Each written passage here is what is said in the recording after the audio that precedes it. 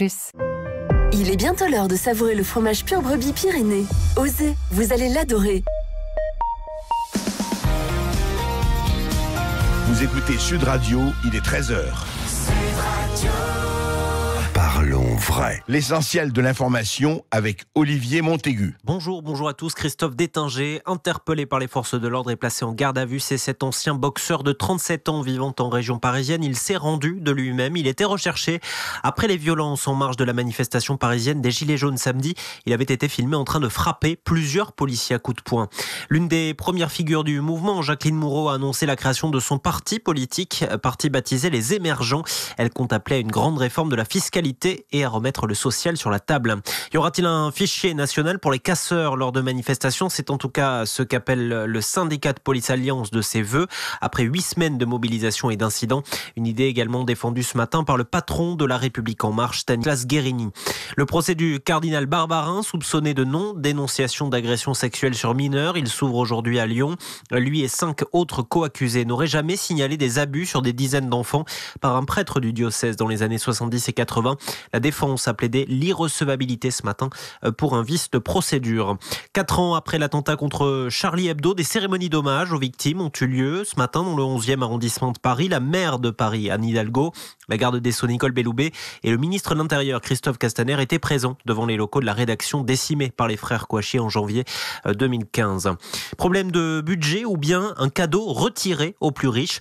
La taxe d'habitation qui doit être supprimée progressivement pour tous les ménages d'ici 2021 pourrait finalement ne pas totalement disparaître. On peut très bien demander aux Français s'il est légitime de la supprimer pour les 20% les plus riches, a assuré ce matin le ministre de l'économie Bruno Le Maire. Et puis le football, les 32e de finale de Coupe de France avec Lille-Sochaux ce soir à suivre à partir de 21h. Ce week-end, Paris s'est qualifié 4-0 contre Pontivy. Victoire également de Toulouse, Reims, Monaco, Rennes, Le Havre et Saint-Etienne. Grosse surprise, Andrézieux, club de 4e division, a fait tomber Marseille 2-0. Le tirage au sort pour les 16e de finale aura lieu à 20h ce soir. Voilà pour l'essentiel. Très bonne journée à tous. Merci Olivier Montaigu. La météo Sud Radio. Avec cvo.com, vos sports d'hiver en village club et résidence de vacances CVO. Alors Rémi André, il faut prendre ça de haut, les nuages sont bas aujourd'hui. Oui, les nuages bas recouvrent encore une grande partie du pays, depuis tout le nord de la Loire jusqu'au sud-ouest. Ils peuvent même donner un peu de bruine. Cette couche de nuages bas et gris reste compacte et permanente toute la journée. Le soleil brille plus facilement sur l'ensemble du bassin méditerranéen, mais aussi sur le relief des Alpes, du Massif central et des Pyrénées.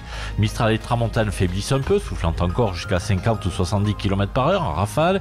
Et côté température, elles sont plus douces près de la Manche et de la Méditerranée, atteignant les 9 à 11 degrés. Et sur le reste du pays, de façon générale, il fait entre 2 et 7 degrés. La nuit prochaine, une perturbation arrivera par les Hauts-de-France. Elle circulera demain sur le pays du nord vers le sud. Elle apportera quelques gouttes de pluie faibles à son passage et quelques flocons sur le relief avec un redout temporaire en pleine. Merci Rémi André. Sud Radio, les clés d'une vie, 13h, 14h, Jacques Pessis. Sud Radio, les clés d'une vie, ce sont celles de mon invité que vous allez découvrir dans quelques instants. Vous avez réveillé la France en un temps où la télévision dormait encore sur ses lauriers. Vous avez longtemps fait du canular votre pain quotidien avec la bénédiction du public plutôt que celle de vos employeurs.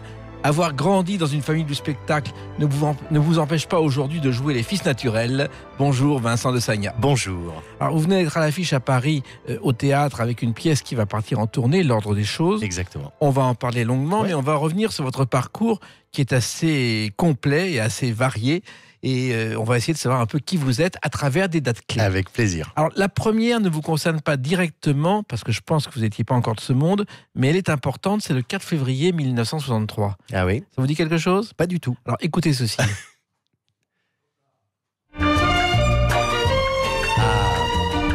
Si, ça y est, je reconnais. Jannick Aimé. Jannick Aimé, oui. Oui, feuilleton culte de la télévision que toute une génération a vu.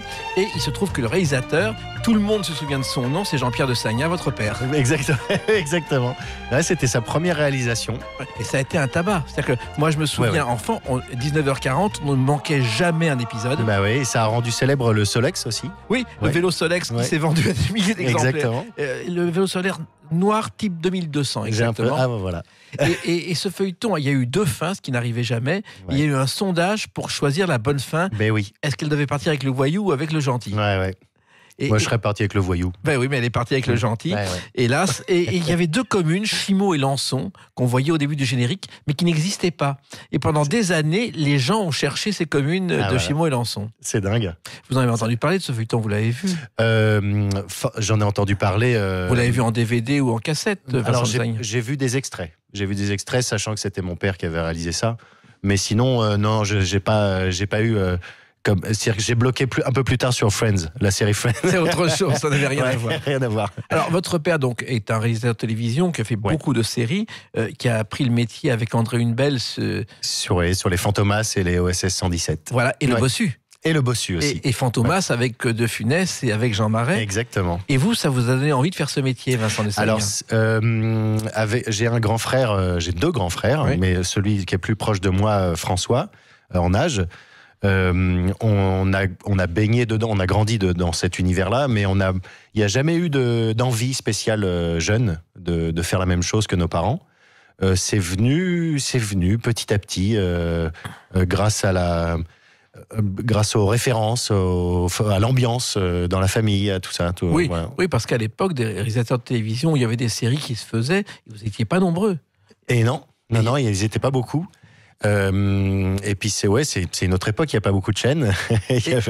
Et vous fréquentiez les plateaux, puisque je crois que vous avez tourné enfant dans les 5 dernières minutes, Vincent de Sagna. Exactement, alors c'est une fois, mon père avait besoin d'un petit jeune pour un des épisodes des 5 dernières minutes qu'il réalisait. Et j'ai l'impression que je m'en suis plutôt pas mal sorti. J'avais bien aimé faire cette petite scène. C'était déjà avec Bourrel, alors qu'au départ, c'était un jeu, les 5 dernières minutes. Exactement. Une énigme à trouver, en direct, et c'est devenu une série. Oui. Et l'épisode s'appelait « Les chérubins ne sont pas des anges ». Exactement. Est-ce que ça vous correspondait, Vincent de Sagna? J'ai l'impression, j'étais un petit pirate, quoi, déjà, quoi. Et les études? Et les études, alors je suis un enfant d'artiste, donc forcément, c'était plus compliqué.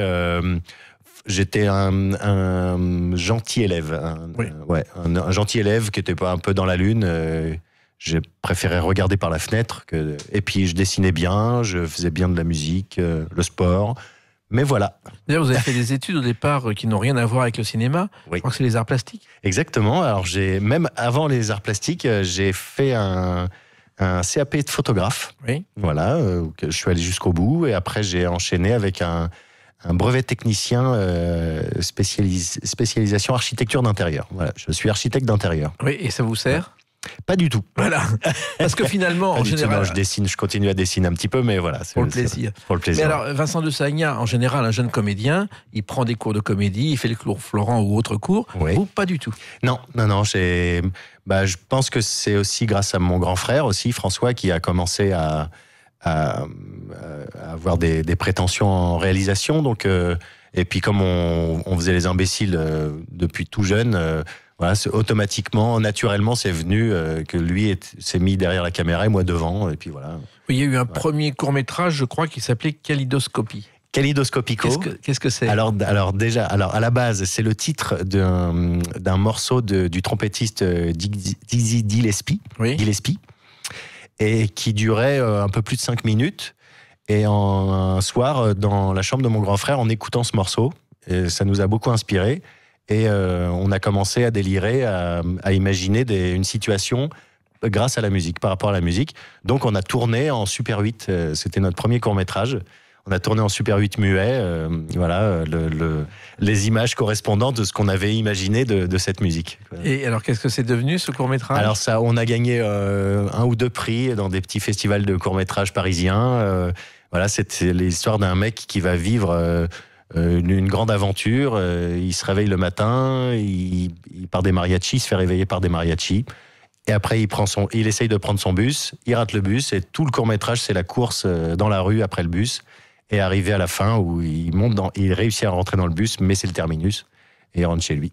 Voilà, donc la boucle est bouclée. Déjà vous ne faisiez rien comme tout le monde. J'ai l'impression. C'est-à-dire que c'était une volonté nécessaire, c'était une envie. Comment ça s'appelle, l'amour de l'absurde. Oui. Voilà, je pense que c'est notre éducation. Mes C'est né frères et moi. comment? C'est nos parents et puis notre grand-père aussi, hein, qui était un montagnard très drôle, voilà, qui faisait l'imbécile constamment et qui nous a appris à se moquer de nous-mêmes, puis à tout transformer en rigolade et en choses un peu bêtes, et voilà. Voilà. Ouais. Et d'ailleurs, vous avez tourné dans un film de quelqu'un qui est aussi un spécialiste de l'absurde, Vincent de Sagna, c'est Édouard Baird. Édouard Baird, oui, voilà. C'est naturellement, j'ai l'impression que les familles se sont composées. C'est mon grand frère, c'est encore grâce à mon grand frère François que j'ai pu rencontrer Édouard Baird et Ariel Wiesman à l'époque, qui étaient ensemble. Ils étaient fous à lire. Moi, j'ai fait une émission de radio avec eux. Ils étaient debout en hurlant dans le studio pendant 2 heures. Oui. Et c'est enfin des gens. C'est comme Cadet Olivier, à la même époque que Cadet Olivier aussi, qui sévissait sur Oui FM à cette même période. Eux étaient sur Nova, Édouard Baird était sur Nova. Et on a commencé à travailler avec eux, à faire mon frère était assistant réalisateur pour leur sketch pour Canal+, La Grosse Boule. Et donc automatiquement, moi, je faisais partie je suis arrivé dans le flow et ça, Édouard m'a trouvé cool, j'ai l'impression, et puis il m'a fait faire des choses. À chaque fois qu'il me croisait, il me disait faut faire des trucs à Vincent et tout, ça va être drôle. Et c'était à Bostella au départ. Exactement. Vous avez tourné dans ce film de Bostella. Ouais, avec ma grand-mère aussi, qui est dedans, Francia Segui, qui était une grande actrice de théâtre toute sa vie. Et donc, parce qu'en fait, on a rencontré Édouard. Il a rencontré notre grand-mère qui était comédienne et ma grand-mère a commencé à faire des sketchs avec Édouard Baird sur Canal+. Et donc elle était dans la Bostella automatiquement et puis moi je suis venu faire une petite apparition à la fin et voilà. Et la Bostella d'ailleurs c'était adapté d'une danse inventée par Honoré Bostel, journaliste qui était beaucoup plus présent chez Castel que dans son journal. Voilà, et j'ai l'impression que le monde de l'absurde aussi était très présent. Ça consistait, je crois, d'après mes souvenirs, à se mettre ensemble et à plonger au milieu des gens le soir chez Castel, ce qu'on ne peut plus imaginer aujourd'hui. Ouais, j'ai l'impression. Ce qu'on ne peut plus imaginer aujourd'hui, c'est un film qu'a fait votre père, c'est Les Charlots contre Dracula. Ouais. Ça aussi, c'est un souvenir particulier, Vincent de Sagna. Oui, alors c'est mes premiers souvenirs d'enfants allant sur un plateau de cinéma. Voilà, et j'ai aussi donc c'est des images, c'est des espèces de flashs à me retrouver dans la forêt d'Ourdan, au milieu de la forêt avec des grands projecteurs. Voilà, j'ai cette image-là et aussi j'ai l'image d'être à l'avant-première aussi. Voilà, de voir tous ces adultes autour de moi. Voilà. Et ça vous a donné envie de faire ce métier presque Ça a aidé. Oui, je savais pas encore. Voilà. En tout cas, dans ce film qui était un des derniers des Charlots, il y a quand même Gérard Jugnot qui apparaît dans une scène d'un restaurant. Et en figurant en arrière-plan, personne ne s'en est aperçu, c'est Anémone qui est là, qui est même pas crédité au générique. Ah ben voilà, je savais même pas. Voilà. Ouais. En tout cas, tout ça vous a donné envie de faire ce métier, d'aller plus loin, d'être un maître de l'absurde. Et on va en reparler dans quelques instants à travers une autre date, le 3 juillet 2000. À tout de suite sur Sud Radio avec Vincent de Sagna. J'en sais même. Sud Radio, les clés d'une vie, 13h, 14h, Jacques Pessis. Sud Radio, les clés d'une vie, celle de mon invité Vincent de Sagna. Elle réveille vos souvenirs, des souvenirs chers à celles et ceux qui nous écoutent à travers une date. 3 juillet 2000, ça vous dit quelque chose ? Alors, je veux pas dire de bêtises, mais ça me dit quelque chose. Alors écoutez, c'est générique. Voilà. Je me suis pas trompé. Ah oui. C'est la première du Morning Live. Bizarre d'entendre ça. Ah bon ? Ouais. Que c'était le Morning Live. Exactement. Rendez-vous culte d'M6 pendant 2 ans, je crois. Ouais. Et un peu moins de 2 ans même. Ouais. Et on parle de Michael Youn, mais vous étiez là aussi, Vincent de Sagna. Bah ouais, on était dans le même bateau. C'est grâce à Michael que je me suis retrouvé dans cette aventure. On s'était rencontrés 2 ans plus tôt. Et à la radio, je crois. À la radio, effectivement, à Fun Radio, où je commençais à travailler c'est un bien grand mot, avec Eric et Ramsey. Et Michael venait à Fun Radio à la même époque pour faire un stage. Il faisait une école de radio qui s'appelait le Studec. Oui. Et donc, il venait en stage. Et donc, on s'est rencontrés dans les couloirs de Fun Radio. Et avec Eric et Ramsey, Fred Testo aussi, de Marie-Fred. Voilà, à cette même époque. Il y avait Benjamin Morgan aussi. Benjamin Morgan aussi, qui venait du Studec aussi, qui était avec Michael. Et voilà, il a fait le lien, Michael a fait le lien entre Benjamin et moi. Et donc ça s'est fait, vous avez créé... Comment est né ce Morning Live, Vincent de Sagna? Alors c'est né de l'envie d'M6 d'abord, de faire un morning show pour un peu dépoussiérer, sans être irrespectueux, Télématin. Oui. Pour les jeunes, quoi, pour que ça puisse réveiller un petit peu plus les jeunes. Et Michael a été casté tout simplement. Il était animé, il présentait des infos décalées sur la radio Skyrock.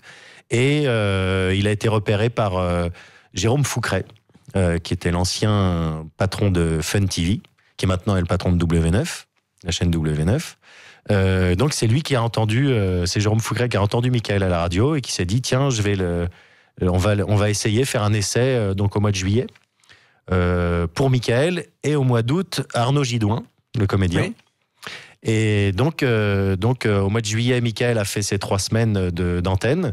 Après, au mois d'août, Arnaud a fait les siennes. Et puis en septembre, ils ont choisi Michael. Et là, Michael nous a demandé, à Benjamin et moi, de le rejoindre d'abord comme auteur. Et très vite, on a commencé à faire des sketchs et à être à l'antenne à côté de lui. Oui, voilà. Au départ, le concept n'avait rien à voir avec ce que... Pas du tout, c'était vraiment des chroniques matinales d'humeur, d'horoscope et des clips, oui. Et des diffusions de clips. Et très vite, comme il y avait beaucoup de bêtises entre nous et qu'on avait cette maladie, la connerite. Maladie. Voilà, oui. Une très bonne maladie. Tout de suite, on s'est dit, tiens.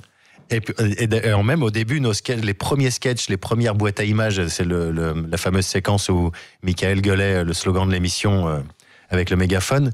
M6 ne nous avait pas procuré de caméra pour tourner. Donc c'était la caméra perso de Michael, avec laquelle on a tourné les premiers sketchs de l'émission. Pourquoi vous donnez pas de caméra? Parce que c'était pas du tout prévu dans la charte de l'émission, dans le budget. Donc, voilà. Ça s'appelait l'émission qui réveille tes voisins. Exactement. Justement. Et effectivement, on était réveillés. Donc des sketchs, des parodies. Alors on a souvent eu l'impression que c'était improvisé, alors que c'était beaucoup de travail, Vincent de Sagna. On écrivait beaucoup. En fait, on écrivait beaucoup et comme ça, on était tranquille pour pouvoir improviser justement. Voilà. C'était le principe, et c'était c'est Michael qui avait dit ça une fois, si on est moins talentueux, mais c'est pas grave, on travaillera plus. Exactement. Voilà. Michael Youn, qui était déjà fou, moi je me souviens de son arrivée au musée Grévin.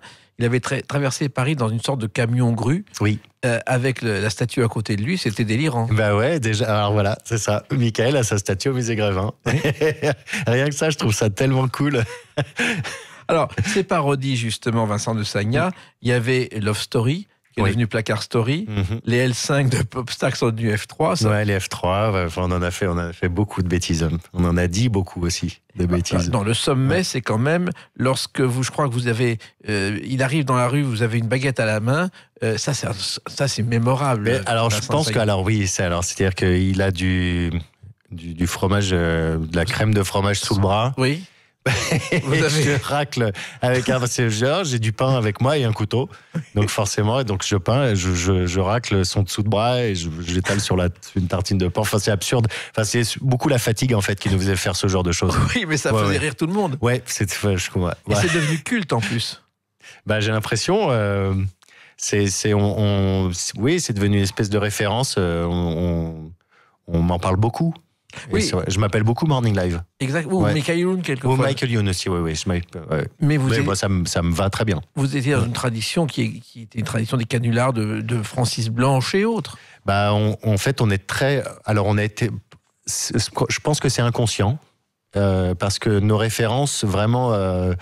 nos références premières sont les inconnus et les nuls. Vraiment, c'est les plus grosses références qu'on ait en humour et en bêtises, et après forcément quand on était petit on adorait toutes les caméras cachées et tout ça. Même Baffy plus tard, qui a fait des caméras cachées incroyables et qui étaient un peu plus violentes, un peu plus dingues, donc nous ça nous plaisait aussi que ce soit un peu plus hardcore. Alors, il n'y a eu qu'un problème, Vincent de Sagna, c'est qu'un jour, les directeurs qui ne regardaient pas l'émission vous en veulent courir dans la rue totalement nu ou vomir sur le trottoir. Sur Michael. Oui. Alors ça, c'était plus rigolo de vomir sur mon copain que vomir tout court. Oui. C'est-à-dire que voilà, on faisait des sketchs qui étaient un peu dingues, qui à 7h30 du matin diffusaient des choses pareilles. Donc, comme les audiences ont commencé à augmenter, les patrons se sont intéressés à l'émission. Oui. Et ils se sont rendus compte du désastre. du désastre, exactement. Et donc, c'était un peu tard. Bon, au bout d'un moment, ils voulaient, avant les diffusions de nos sketchs, ils voulaient avoir le dernier mot, le final cut, comme on dit. Et du coup, comme ça nous embêtait beaucoup, parce qu'à chaque fois qu'on leur montrait nos sketchs, ils nous disaient non, ça il faut le refaire. Donc on tournait une fin pour qu'on leur montrait à eux, et puis on tournait une autre fin qu'on diffusait. Voilà, au dernier moment. Et donc souvent on avait notre patron qui descendait sur le plateau en disant « Vous foutez de ma gueule !» Oui, la réponse était oui. Mais non, on disait « non, mais franchement, on comprend pas ce qui s'est passé, quoi. C'est pas nous, quoi. Voilà. On n'était même pas là, donc ça peut pas être nous. Voilà. Impossible. » Ce qui est possible, c'est qu'il s'est passé d'autres choses ensuite. On en parle dans quelques instants avec une autre date, le 26 janvier 2008. Ah, j'en étais sûr. À tout de suite sur Sud Radio avec Vincent Dessagna. Sud Radio, les clés d'une vie, 13h, 14h, Jacques Pessis. Sud Radio, les clés d'une vie, celle de mon invité Vincent Dessagna, plein de souvenirs avec des dates. 26 janvier 2008, je me dis j'en étais sûr, pourquoi? J'ai dit ça complètement au hasard. Alors 26 janvier 2008, bêtise. ça vous dit quelque chose? Allez, je vous mets quelque chose, je vous fais entendre quelque chose, je suis convaincu que ça va vous aider. Ok.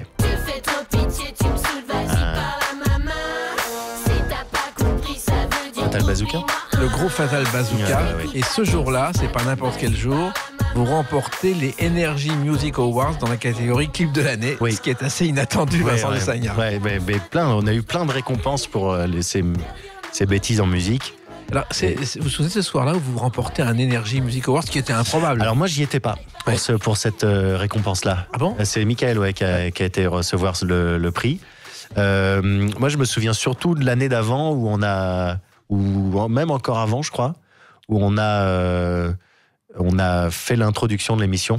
Oui. On a chanté Fout à cagoule avec un orchestre, avec pas philharmonique, faut pas déconner, mais on a fait une version live orchestrée de Fout à cagoule, et pour l'introduction de l'émission des Energy Music Awards, et c'est un super souvenir. Oui, et tiens, Fout à cagoule, on en écoute un extrait.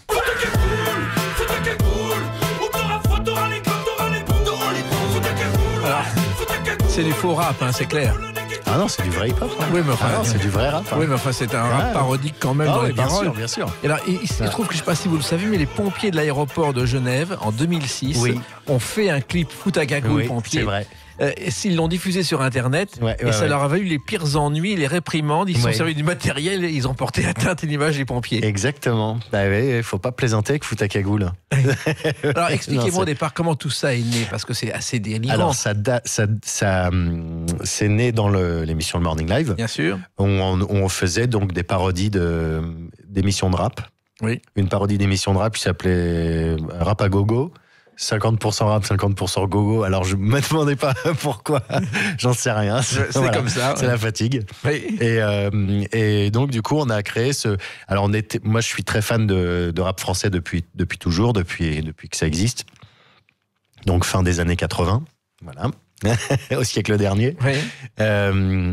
Et donc il y avait un groupe qui s'appelait IDLJ avec un des chanteurs Kerry James. Et donc dans une de leurs chansons, la chanson c'est Hardcore, le morceau Hardcore d'IDLJ, où il dit fous le bordel et s'il le faut, fout ta cagoule. Et donc ce fout ta cagoule, ça nous est resté en tête. Et donc ce truc ressortait de cette chanson. Et donc c'est on a commencé à délirer dessus en se disant tiens, on va faire des montagnards, des savoyards qui disent fout ta cagoule parce que sinon t'auras froid, t'auras les glandes, t'auras les boules, quoi. Enfin voilà, c'est né aussi bêtement que ça, quoi. Et ça a marché. Et ça a marché parce qu'en fait, amoureux du hip-hop, on a vraiment fait attention à ce que ce soit de la qualité. Oui, voilà. Mais vous étiez musicien au départ, chanteur. Oui, je suis musicien, je suis bassiste. Oui. Voilà, et un peu guitariste, mais voilà, et grand amateur de musique depuis toujours, et depuis voilà. Donc c'était important, et très grand amateur de rap français, donc j'avais besoin. Moi, c'était primordial que le son sonne bien, que les paroles soient drôles, que le flow soit intéressant, soit d'époque, voilà que ça.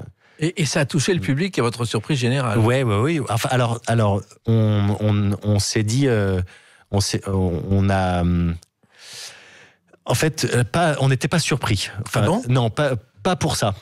Pour la chanson d'avant, pour les Bratislava Boys, pour ce qu'on avait fait avant. Ça, c'était la grande surprise. Voilà. Alors, je précise que Par la main et donc Fatal Bazooka, il y avait un groupe Yell, groupe américain. Oui, c'est une chanteuse. Une chanteuse américaine. Non, elle est française. Parce qu'il y a aussi le groupe Yell américain. C'est la chanson.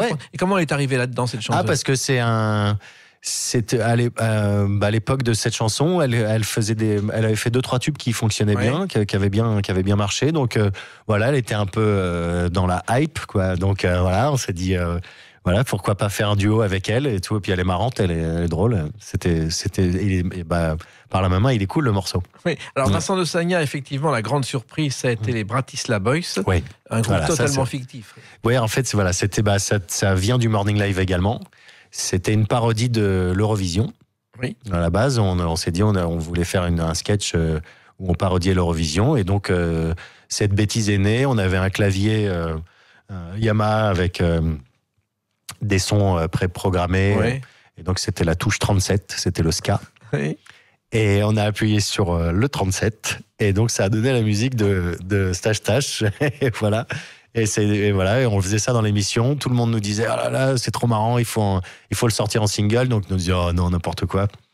On va en vendre, grand maximum 300 000. Oui. Pardon. Et vous avez vendu 1,5 million, je crois. 1,5 million, oui. Ouais, c'est fou. Et alors, justement, Stache Tache, on va en écouter un extrait.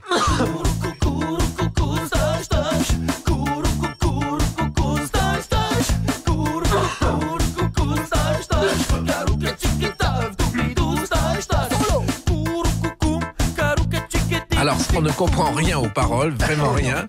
Ça, c'est terrible. En fait, le groupe de Slovakistani, c'est un pays imaginaire. Oui, et c'est une chanson sans queue ni tête avec des paroles. Alors, c'est. Oh là, pardon. La voix qui est partie en vrille. Oui, ça peut arriver. C'est l'émotion. Ça arrive, oui. C'est 1,5 million de disques. Oui. Donc, c'était. On avait complètement tout inventé. Oui. Oh là, alors. Écoutez, qui part en vrille. C'est pas grave. Non, vous avez inventé au départ comme une parodie de l'Eurovision. C'est-à-dire qu'il faut savoir que cette année-là, l'Eurovision, elle a été remportée par un pays aussi très lointain, la Lettonie, avec Aiwana par Marie-N. Et c'est un pays qui avait été relégué aux éliminatoires, qui avait été viré et qui est revenu, qui a été repêché et qui a gagné à la surprise générale. Et la France a fini 5e, c'était le bon temps, avec Sandrine François. Voilà. Oui. Mais là, c'était une parodie de tout ça. Désolé. Je vous fais pas de soucis. Ouais. Et Stache Tache, justement, ça a été vraiment un phénomène pour les jeunes qui ont découvert cette chanson et ça a été un véritable succès. Bah oui, ça a été. Alors ce qui était fou, c'est que ça voulait rien dire. Et puis quand on a créé tous ces personnages autour, toute cette. Toute cette galerie de personnages. Les trois, chacun avait une personnalité. Ouais. On avait créé le pays, on avait créé on avait un traducteur qui était mince, comment il s'appelle, Ariel Wiesman. Oui. Et qui était notre traducteur, il s'appelait Tchouruk. Donc c'est Ariel Wiesman qui avait fait le traducteur. Et c'est étonnant parce que tout le monde y a cru, personne. C'est un peu comme Tintin en Sildavie, on a l'impression que la Sildavie existe. Existe, oui. Tout le monde a persuadé que ce pays existait.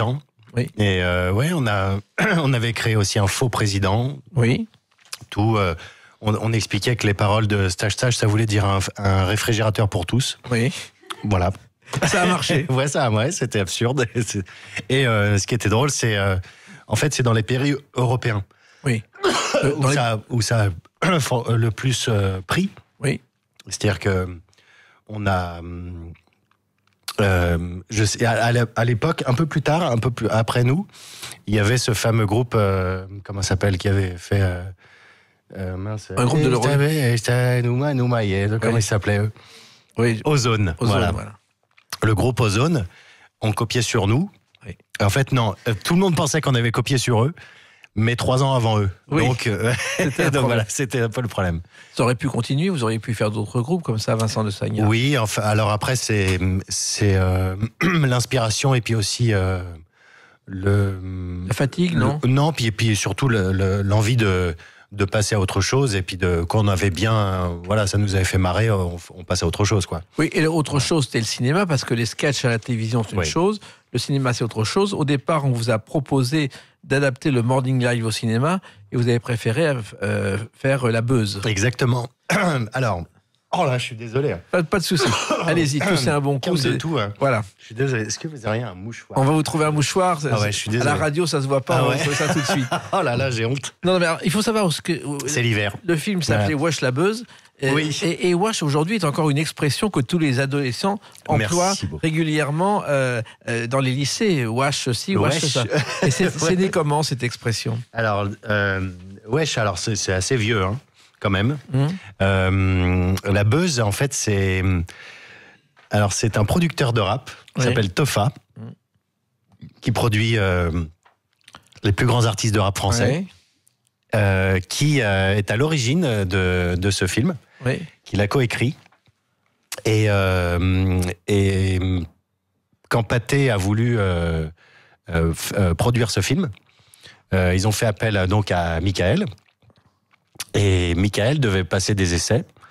Et le directeur de casting lui a demandé... Merci beaucoup, c'est très gentil. Oui. Le directeur de casting lui a demandé que dans le film La Beuse, il a un compère. Oui. Et moi, j'étais pas du tout prévu à la base donc pour ce film. Donc Michael, sans rien me dire, voilà, je suis désolé, me dit vous moquez pas de moi. Hein. Non, mais... oui, vous avez du sirop. Oui. Ce qu'on va faire, c'est que vous allez vous remettre tranquillement, on va passer quelques messages, je suis désolé. Et on va revenir dans quelques instants avec la clé d'une vie et une autre date. Sud Radio, les clés d'une vie, 13h, 14h, Jacques Pessy. Sud Radio, les clés d'une vie, celle de mon invité Vincent de Sagnac, qui a récupéré sa voix. Oui, j'ai l'impression. C'est ce que cherchent d'ailleurs à faire beaucoup d'hommes politiques en ce moment, c'est récupérer leur voix. Vous, c'est fait. Alors, on était parti sur une date précise. Bon, pas de souci, on est entre nous à la radio, on a beaucoup de monde qui nous écoute, et de plus en plus, je le rappelle. Alors, le 4 février 2004, c'est la sortie d'un film. Ça me parle. Oui. Le carton. Le carton. Non, c'est pas ça. Non, c'est un film qui s'appelle Les 11 Commandements. Ah, Les 11 Commandements, oui, Alors, pardon. Ça aussi, c'est la suite de La Beuse dont on a parlé il y a quelques instants. Ouais. Et c'est un film qui a fait un carton, justement. Et ça, j'ai l'impression que ça, c'était la suite logique de l'émission Morning Live. C'est-à-dire c'est-à-dire que faire un film à sketch avec des défis débiles et des challenges. C'était un peu ce que le film qu'attendaient les gens après le Morning Live. Voilà, et ça a marché. Ouais. Et nous, on a préféré faire une fiction absurde en premier. Exactement. Ouais. Et dans ce film, je crois qu'il y a le fils caché de James Brown. Ah bah ça, c'est dans La Beuse. C'est dans La Beuse. Ouais, c'est dans La Beuse. C'est Alphonse Brown, le fils caché de James Brown. Et ça aussi, c'est une idée totalement délirante. C'est complètement délirant, et c'est deux copains du Havre, galériens, qui découvre par hasard de la bœuf génétiquement modifiée, de l'herbe, de la marijuana génétiquement modifiée par les nazis pendant la guerre, pour pouvoir les infiltrer dans les paquets de Lucky Strike des Américains, pour que les soldats américains soient complètement défoncés le jour du débarquement, pour pouvoir gagner la guerre. Ça, voilà, l'histoire est complètement dingue. Voilà. Et heureusement pour l'histoire, ils n'ont pas réussi à introduire ça dans les paquets de clopes. Alors, il faut savoir que James Brown, d'abord, était quelqu'un d'un grand musicien, mais très tyrannique avec ses musiciens. C'est ce qu'on a. On a eu la chance de le rencontrer avec Michael. Et alors pour le tournage de ce film. Et la rencontre a été filmée et les images ont disparu chez Pathé.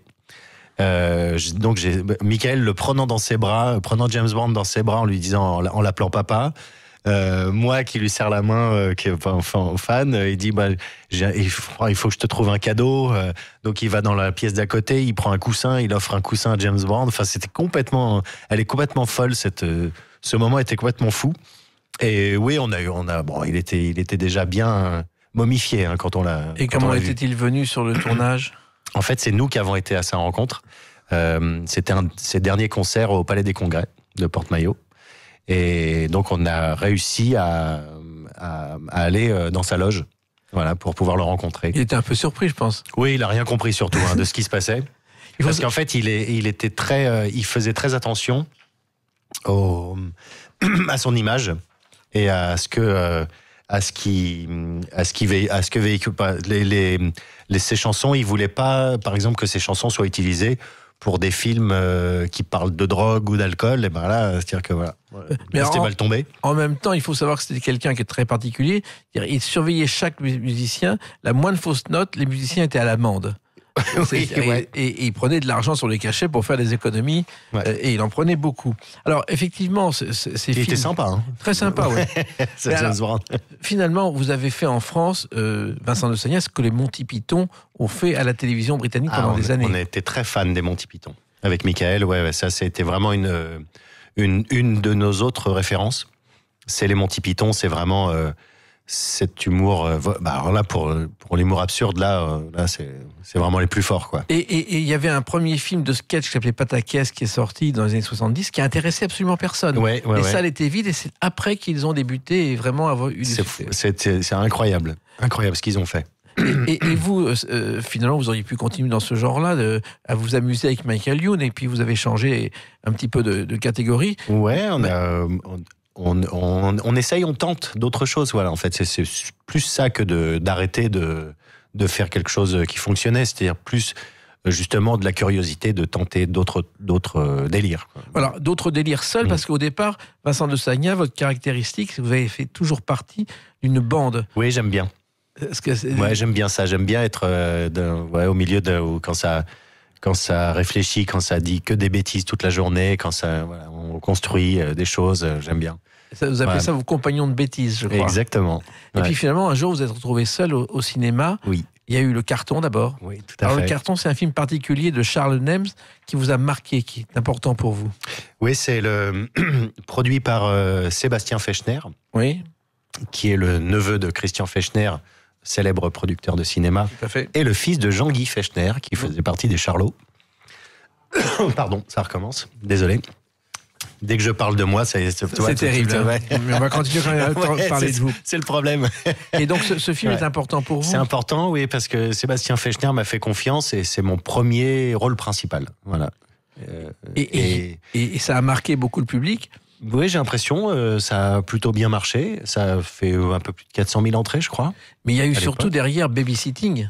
Ça a été un phénomène de société. Oui, il y a eu plusieurs d'autres essais, d'autres films aussi avant, quand même, Babysitting. Mais c'est vrai que les personnages marquants, j'ai l'impression que il y en a comme ça 2-3. Et puis Babysitting, Ernest de Babysitting, il a plutôt plu aux gens. Oui, parce que il était drôle, Ernest. Oui, et justement, petit à petit, en dehors de Michael Youn et du Morning Line, vous avez fait une image de personnage justement un peu délirant, totalement absurde, Vincent de Sagna, avec ce film et quelques autres.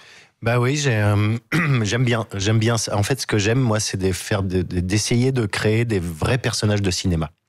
En fait, c'est ça qui me plaît. De toujours être sur le fil où on se dit, dans la vie... non, ça n'existe pas, des gens comme ça, mais de l'interpréter le plus sincèrement possible pour qu'on se dise si, ça peut exister, ça dans la vie. Babysitting, c'était une histoire totalement folle aussi. Oui, aussi, oui. Ouais, c'était cette espèce de road movie rock'n'roll avec ce groupe de jeunes qui partent à la recherche d'un enfant et qui, voilà, c'est complètement dingue à faire. Puis le film a été fait en très peu de temps, avec très peu de moyens, mais dans une ambiance géniale. Et la bande à Fifi, Philippe Lachaud, Tarek Boudali, Julien Arruti, ça c'est des gens formidables que j'aime beaucoup. Qui viennent de Canal+, aussi, la bande à Fifi. De Canal, ouais. Vous êtes intégré à cette bande après avoir été sur celle d'M6. Oui, rejoindre Fifi, qui avait été dans le groupe M6 avant Canal+. Donc on se connaît depuis très longtemps. Alors justement, c'est un univers très particulier, ce sont des films très particuliers qui ont touché un large public, Vincent de Sagna, puisque Babysitting, je crois qu'il y a eu plus d'1,5 million de spectateurs, ce qui est considérable. Je crois que c'est ça, 2 millions, je crois, oui. Un truc comme ça, 2 300 000 entrées. Comment expliquer ça ? Alors, il y a pas mal de paramètres. Il y a la nouveauté aussi, la façon de filmer. Comme on appelle ça, du found footage. Oui, footage. En français, ça veut dire quoi ? Ça veut dire des images retrouvées. Oui. Voilà, des images amateurs retrouvées comme ça. Et donc c'était la première fois que ça se faisait au cinéma en France. Ouais, j'ai l'impression. Oui. Et aussi bien fait. Surtout, c'était très technique. C'était comme ce qu'on faisait avec Mickaël et Benjamin. Donner l'impression que c'est improvisé, que c'est facile. Et puis, en fait, techniquement, c'est très compliqué. Le co-réalisateur de Babysitting, Nicolas Benamou, était un des cadreurs de l'émission Morning Live. Oui, donc c'est quelqu'un avec qui on travaille depuis très longtemps et qui a cette technique de faire comme si c'était tout était très simple, et en fait tout est très compliqué et bien réfléchi. Et voilà. Alors, Babysitting, il y a eu une suite. Vous avez vraiment créé, Vincent de Sagna, un univers absurde qui n'existe peut-être plus aujourd'hui, quelques années plus tard. Oui, alors Babysitting 2, après, là, il fallait... ça a évolué. C'était... alors moi, je suis responsable dans les films Babysitting, je suis responsable que de mon personnage. Oui. Après, pour la réalisation et pour tout ça, j'ai laissé faire les copains. Oui, mais en même temps, c'est des films qui ont marché, qui ont touché une génération. Et dedans, il y avait une danse avec une stripteaseuse qui faisait une samba assez particulière. Oui, alors je me souviens plus comment ça s'appelle, mais c'est une punition à la base. Le Soura de Bunda. Ah, Soura de Bunda, exactement. Merci beaucoup. En gros, c'est une danse punitive. C'est-à-dire? Alors c'est quand c'est les maris infidèles qui se faisaient punir de cette manière-là. Il se faisait gifler. Il se faisait gifler avec les fesses de la personne. Ouais. Et ça fait rire tout le monde. Ouais, et ça fait très mal au cervical. Vous l'avez vécu? Oui, je l'ai fait parce que dans le générique de fin du premier Babysitting, chacun notre tour, on y a droit. Ce qui est étonnant, c'est que dans cette bande, et c'est pas possible aujourd'hui, il n'y avait pas beaucoup de femmes, Vincent de Sagna. C'est vrai, et c'est pas du tout en plus c'est vrai. Vous mettez l'accent sur quelque chose qui c'est vrai. Il n'y avait pas beaucoup de femmes et c'est dommage. Ouais. Mais parce que c'était pas candidate, il y avait un sketch de temps en temps, il n'y en avait pas autant qu'aujourd'hui. Je sais pas. On n'y a même jamais réfléchi. C'est peut-être un problème de n'y jamais avoir réfléchi. Les femmes autour de nous, c'est quand même très important pour l'inspiration aussi, pour le soutien, il y a toujours eu des femmes dans le groupe, moins à l'image quand on était ensemble, mais sinon aussi, il y avait des femmes très importantes autour de nous pour faire avancer toute cette bêtise et tout ça, quoi. Toute l'aventure. Vous avez donc évolué avec les bêtises, avec le cinéma, et puis au théâtre, puisque vous venez de jouer pendant 3 mois, et là, il va y avoir une grande tournée dans toute la France, une pièce qui s'appelle L'Ordre des choses. Et cette pièce, vous jouez le fils de Gérard Darmon. Exactement. Et qu'est-ce que c'est que cette pièce? Que c'est une comédie, mais assez particulière aussi. Le sujet est assez absurde. Oui, c'est écrit par Marc Fayet, L'Ordre des choses. Donc, c'est l'histoire de Gérard Darmon qui vit tranquillement avec sa femme qui est plus jeune que lui. Ça fait une dizaine d'années qu'ils sont ensemble et ils n'ont jamais pu avoir d'enfants. Oui. Et il lui a toujours dit, interprété par Pascal Louange, qui joue sa femme, il lui a toujours dit qu'il pouvait pas avoir d'enfants, médicalement parlant.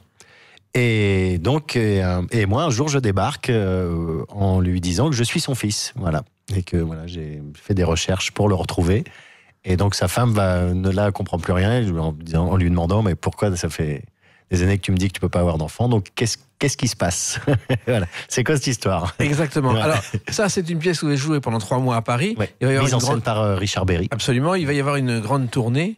Et ça, c'est assez nouveau pour vous, parce que finalement, au théâtre, on vous a assez peu vu, Vincent de Sagna. C'est ma 3e pièce de théâtre, et c'est vrai, j'ai pas du tout grandi dans cet univers, et j'en suis très heureux tardivement de commencer à faire du théâtre. Oui, parce que curieusement, il n'y a pas forcément de pont entre la télévision, le cinéma et le théâtre. Non, parce que ce sont des circuits vraiment bien différents.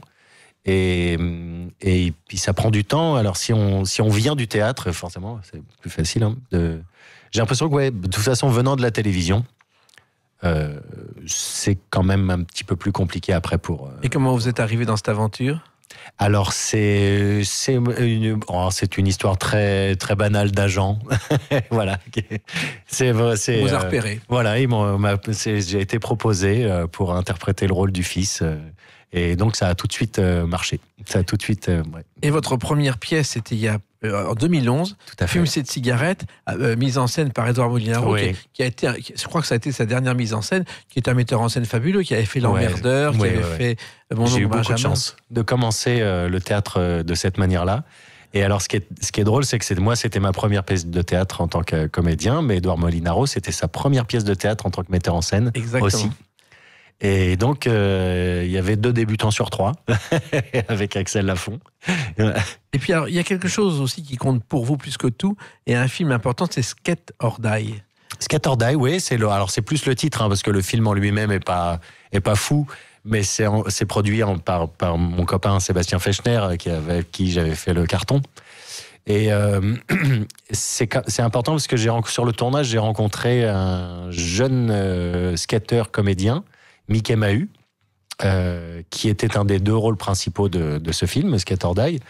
Et on s'est tout de suite très bien entendu. C'est devenu un peu mon petit frère et on a créé une marque de skate ensemble. Oui, parce qu'il faut savoir, Vincent de Sagnac, que le skate, ça fait partie de votre quotidien depuis toujours. Expliquez-moi. Oui. Alors, je suis un grand fan depuis ma jeune adolescence du skateboard.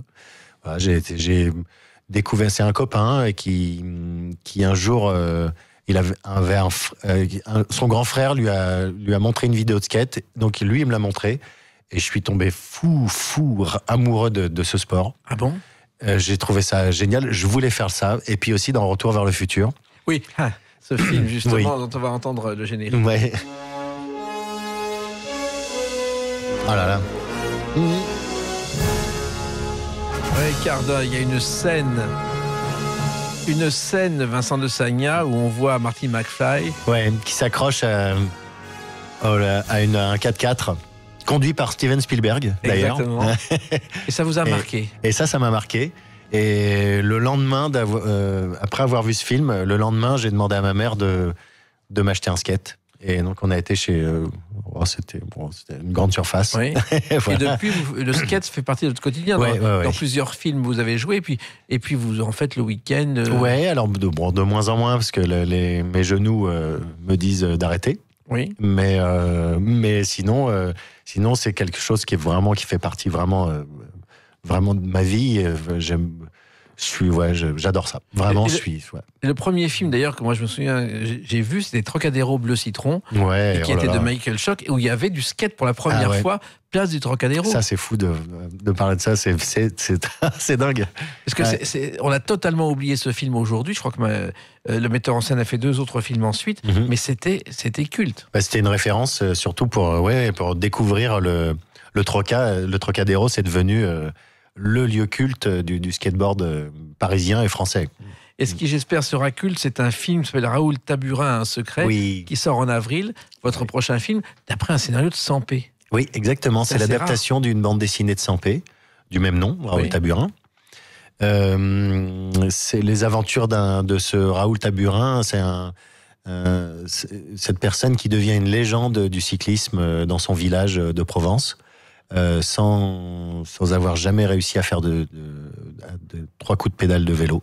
Voilà. Et vous êtes dans ce film Et j'interprète son meilleur ennemi, Raoul Taburin, qui est interprété par Benoît Poulvorde. Et voilà, et débarque Édouard Baird dans ce village qui est photographe et qui se prend de passion pour ce Raoul Taburin. Ils deviennent très copains. Et moi, je suis ce sauveur. Sauveur, c'est mon prénom, et je suis un cycliste du village qui est un peu jaloux, en fait, très jaloux de ce Raoul Taburin. C'est dire la variété de votre palette, Vincent de Sagna, entre la pièce de théâtre, les sketchs à la télévision et le cinéma. Finalement, vous êtes capable de faire plein de choses en même temps. J'essaye. C'est hyper intéressant Puis j'apprends beaucoup encore. J'apprends. Il y a des choses que je sais faire maintenant que je ne savais pas forcément faire il y a quelques années. Puis physiquement aussi, je change. Donc voilà, il y a des portes qui s'ouvrent à moi. Il y a plusieurs. Voilà, ça évolue, ça avance. Voilà. Et il y a scène de ménage aussi, on voit de temps en temps. Oui, c'était mon petit plaisir pendant quelques années d'être le copain du couple Anne-Elisabeth Plateau et de David Morat. Voilà, c'était un vrai plaisir à faire. Et qu'en pense votre père de tout ça ? Eh ben, il est plutôt content. Il me dit de faire attention toujours, de bien rester à sa place, de bien bosser, d'être le plus rigoureux possible. Voilà. Mais il est très fier, j'ai l'impression. Et vous ne regrettez pas toutes vos folies, tout ce que vous avez fait? Oh non. Vous assumez complètement. Oh oui. Oh ouais. Vous avez bien raison. En tout cas, dans quelques mois, on verra donc l'ordre des choses dans toute la France en tournée. Oui, avec grand plaisir. Hein, j'ai hâte. Et on a hâte de vous retrouver. Et puis, on verra en avril ce film tiré d'une histoire de Sampé, qui est donc Raoul Taburin a un secret.